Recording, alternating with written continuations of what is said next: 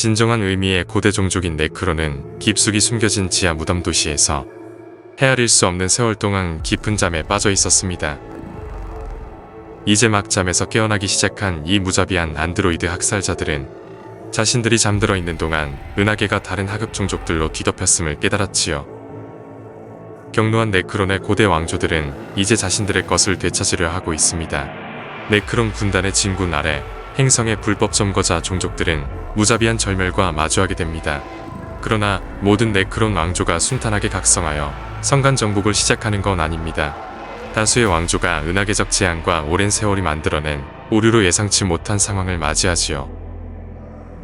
오늘은 어느 중소 네크론 왕조, 테스셉 왕조에 대한 이야기입니다.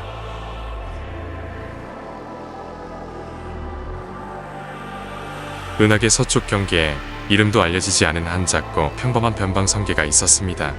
수천 년 전 인류는 이 작은 성계에 한 행성에 진출하여 작지만 견고한 식민지를 건설하여 정착했지요.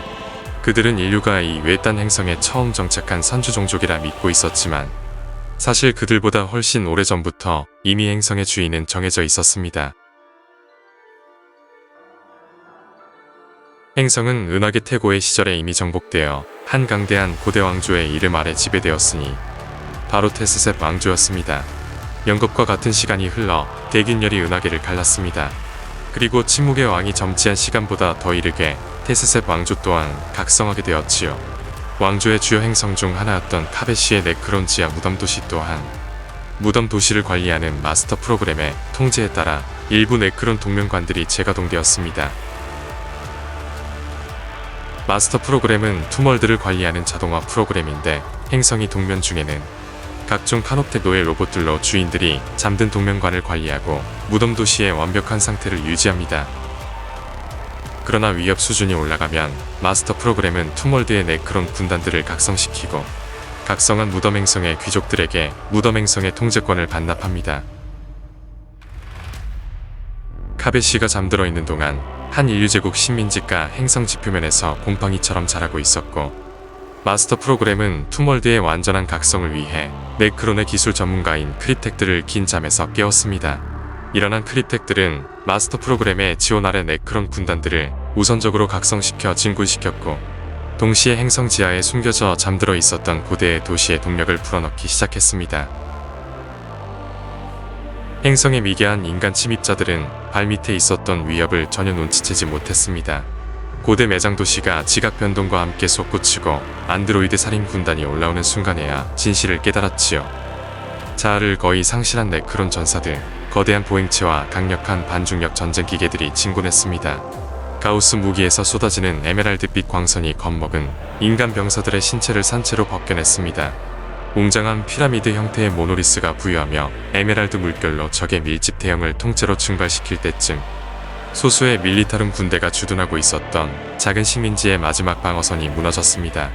카노텍 스캐럽이 시체와 먼지, 폐허만이 가득한 인간 식민지 전체를 순수 에너지로 분해하기 시작했고 곧 모든 폐허 자재와 인간 시체 하나까지 전부 원자 에너지 슬러리로 분해되어 흡수되었습니다. 카베시의 크립텍 기술자들은 이렇게 얻은 막대한 순수 에너지를 무덤 행성의 시스템에 투자했고 각성이 빠르게 가속되자 마스터 프로그램은 통제 권한을 점진적으로 넘겨주었습니다. 상황이 안정되자 본격적인 통치를 위해 네크론 귀족들이 각성되기 시작했으나 적지 않은 수의 귀족들이 긴 동면 도중 정신 엔그램에 신경학적 문제가 발생하여 격리 조치되는 재앙이 발생했습니다.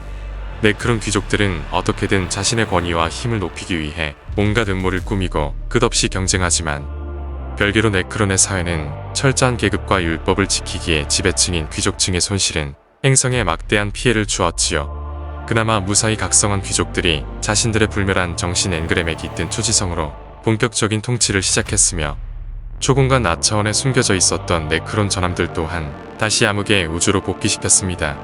그러나 카베시 행성은 너무나도 오랜 기간 동안 완전히 고립되어 있었습니다.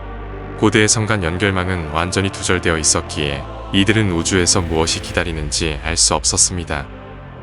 네크론 귀족들은 전함과 네크론 군단들을 앞세워 근방 성계의 침공을 개시했는데 그들이 첫 번째로 접촉한 옛 영지 행성은 이전에는 없었던 새로운 외계인으로 오염되어 있었습니다. 바로 바로 티라니드였지요. 카베시 행성이 각성한 시기에 행성의 막잠에서 깨어난 네크론들은 몰랐지만 은하계 서쪽 일대의 변방으로 인류는 예상 못한 새로운 티라니드 침공이 쏟아지고 있었습니다. 인류 제국이 4차 티라니드 전쟁이라 부르는 새로운 외계인 침공은 카베시 행성에도 위협적이었습니다. 심지어 카베시는 왕조의 다른 행성들과 접촉할 수 없는 상황이라 사실상 포위당한 상태였습니다. 이 티라니드라 불리는 외계종은 유기체는 물론 카베시의 귀족들이 고대 시절부터 마땅히 자신들 것이라 여긴 행성들의 귀한 광물과 금속들까지 생체 물질과 함께 흡수하였습니다. 네크론 귀족들은 이러한 침입에 크게 분노하였으나 행성이 아직 덜 각성된 데다가 적지 않은 귀족들까지 정신에 문제가 생겨버린 바람에 전면전에 나서는 것은 당장은 불가능했습니다. 결국 귀족들은 무덤처럼 생긴 고대의 네크론 무덤함들로 작은 규모의 생체 함대들 위주로 교전했고 대체로 승리했음에도 여전히 불만족스럽고 영광 없는 승리만을 거둘 수밖에 없었습니다. 일부 과도하게 오만하거나 성급한 대군주들은 자신의 군단보다 훨씬 거대한 티라니드 물결을 공격했는데 그러한 시도들은 대체로 굴욕적인 패배와 막대한 손실로 이어졌습니다. 네크론들은 불사의 존재이며 그 군단은 사기 저하나 감정의 동요 같은 것이 없는 완벽한 군대이지만 그렇다 해도 네크론 귀족에게 그러한 굴욕적인 패배는 명예의 실추이자 권력의 저하를 뜻했지요. 그렇지만 행성이 거듭 각성되며 마침내 카베시의 가장 높은 계급의 귀족 대군주가 깨어났습니다. 신성한 권리의 지도자이자 왕조의 통치자 대리인인 메프케넷이었습니다. 그는 정당한 권위의 통치자인 파에론이 아닌 섭정이었으나 왕조의 현 사정상 실질적인 군주였습니다. 메프케넷은 분열되고 서로 연락이 두절된 왕조를 다시 통합하겠노라 선포하였습니다. 메프케넷이 직접 카베시의 네크론 군단들을 지휘하면서 정복은 새로운 지평선 너머까지 나아갔습니다. 그의 통치 아래 네크론 귀족들의 군단은 수개의 행성들에서 티라니드 무리와 맞섰습니다. 그동안 크립텍은 행성에 봉인된 저장고를 개방하여 오랜 세월 잠들었던 고대 전쟁 기계와 무기를 꺼냈으며 왕조의 다른 중심 행성들과 접촉하기 위해 아켄테샤의 아이리스라 불리는 거대 돌멘 관문을 가동시켰습니다. 돌멘 관문은 네크론의 초과학 기술적인 성간 이동 중의 하나인데 웨베이 차원을 강제로 열 수 있습니다. 이것을 통해 초성간 거리의 다른 행성들에도 순식간에 방문할 수 있지요.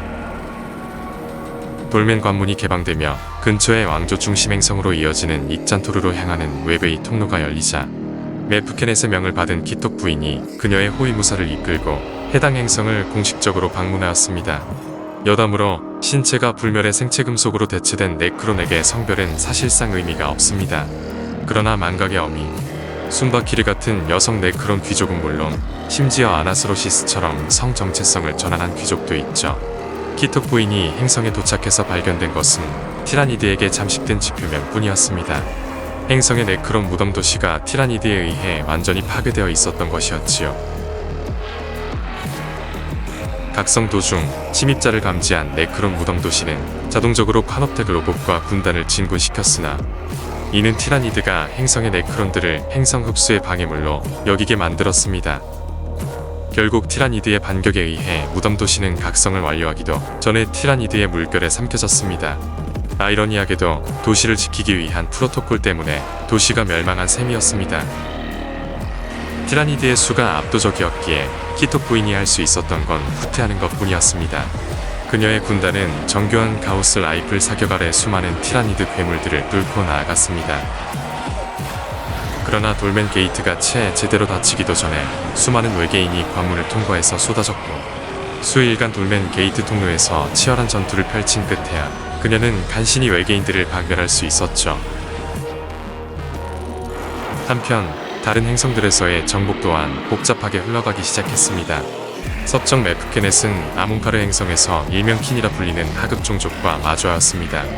우라니서르트르 규제조합 출신의 킨 맹세 부대는 네크론 기준에서는 원시인에 불과했으나 인간보다는 진보된 기술과 정신력으로 네크론 군단들에게 맞섰습니다.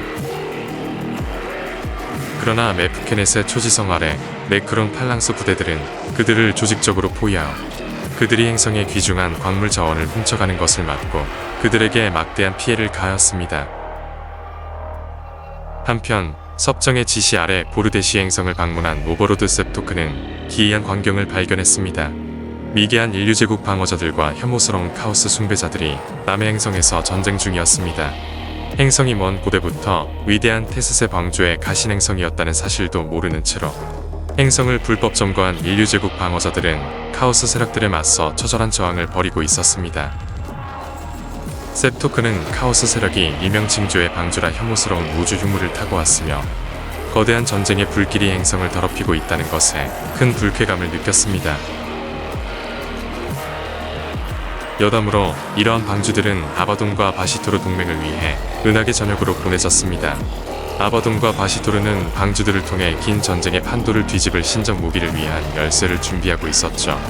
두 저급한 침입자 해충들은 행성의 달 표면에서 가장 치열한 전쟁을 벌였고 셉토크는 마지막 순간까지 기다렸다가 거대한 흉물 헐크선인 방주를 내부에서부터 기습했습니다. 아바돈의 명령을 따르는 카오스 마린들은 달 전투에서 승리하며 마침내 승리를 잡았다고 확신했지만 갑작스럽게 침투한 네크론 군단들에 의해 방주가 함락되자 크게 당황하고 말았습니다.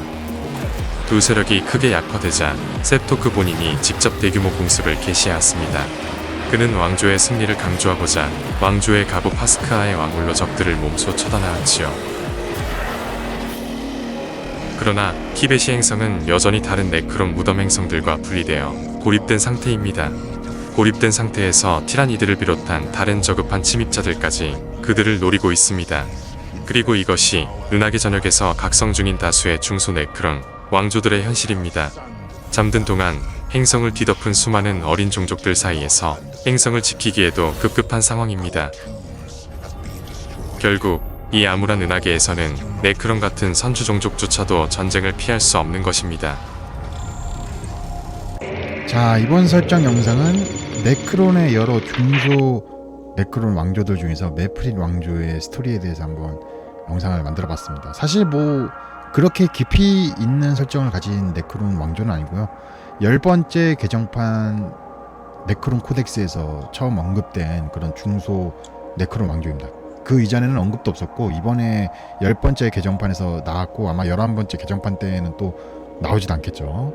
아무튼 그래도 이 메프리 왕조의 이야기가 좀 의미심장한 것은 이제 네크론도 왕조가 뭐 여러 있죠. 그 중에서는 사우테크 왕조나 뭐 제라칸 왕조처럼 엄청나게 잘 나가는 그런 강대한 왕조도 있지만은 그렇지 않은 왕조들도 많다는 거죠. 은하계 사방에. 그런 왕조들의 평균이 뭐 이런 스토리다. 혹은 이거보다 더 안 좋게 흘러가는 그런 왕조도 많겠지요. 아무튼 뭐 그런 느낌에서 이게 평균이다. 그런 영상을 한번 만들어 봤습니다. 아무튼 재밌게 보셨다면 좋아요, 구독, 추천, 슈퍼땡스까지 해주시면 영상 제작에 큰 도움이 될 것 같습니다. 아무튼 여기까지 지지!